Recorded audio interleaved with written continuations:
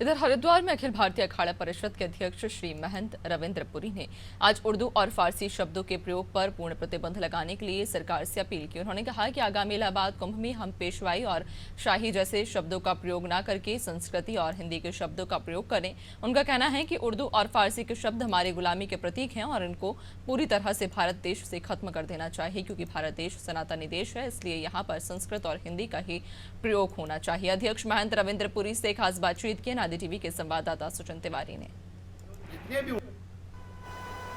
नमस्कार दोस्तों, हमारे साथ हैं अखिल भारतीय अखाड़ा परिषद के अध्यक्ष श्री महंत रविंद्र पुरी जी।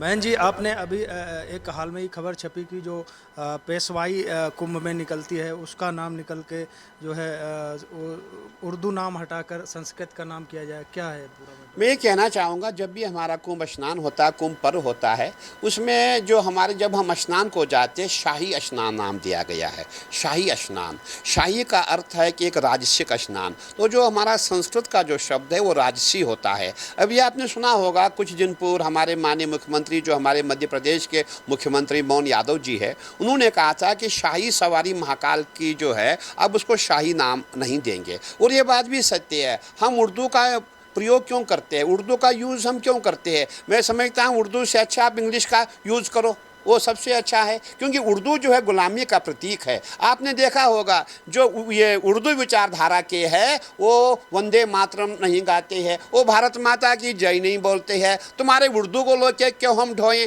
तुम्हारे उर्दू को लेकर के हम सनातन परंपरा में क्यों जोड़ें? इसीलिए हमने निर्णय लिया है, बहुत जल्दी प्रयागराज में बैठक होगी, उस बैठक में निर्णय लिया जाएगा कि हमें पेशवाई की जगह पे क्या नाम रखना है और शाही सवारी की जगह पे क्या नाम रखना है। ये सब चीज़ें हम जो है प्रयागराज में करने वाले हैं।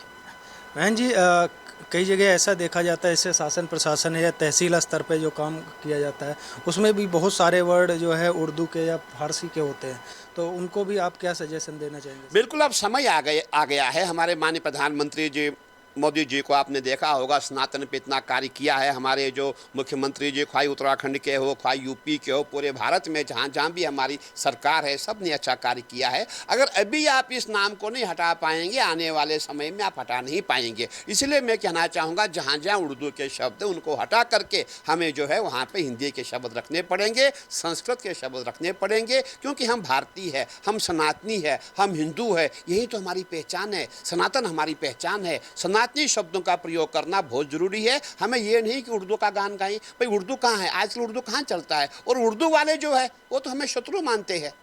जो उर्दू पढ़ने लिखने वाले हैं, जो मुस्लिम विचारधारा है, वो तो हमें अपना मानते ही नहीं है, वो हमें शत्रु मानते हैं। हम उनकी भाषा को नहीं ढोना चाहते हैं। हमारी अपनी भाषा है, हमारी अपनी संस्कृति जो प्राचीन भाषा है, देववाणी। संस्कृत क्या है? देववाणी है। हिंदी क्या है? देववाणी है। इसीलिए हमें देववाणी का ही प्रयोग करना है। तो ये थे हमारे साथ अखिल भारतीय अखाड़ा परिषद के अध्यक्ष श्री महंत रविंद्र पुरी जी। मैं सचिन तिवारी, अनादि टीवी के लिए, हरिद्वार।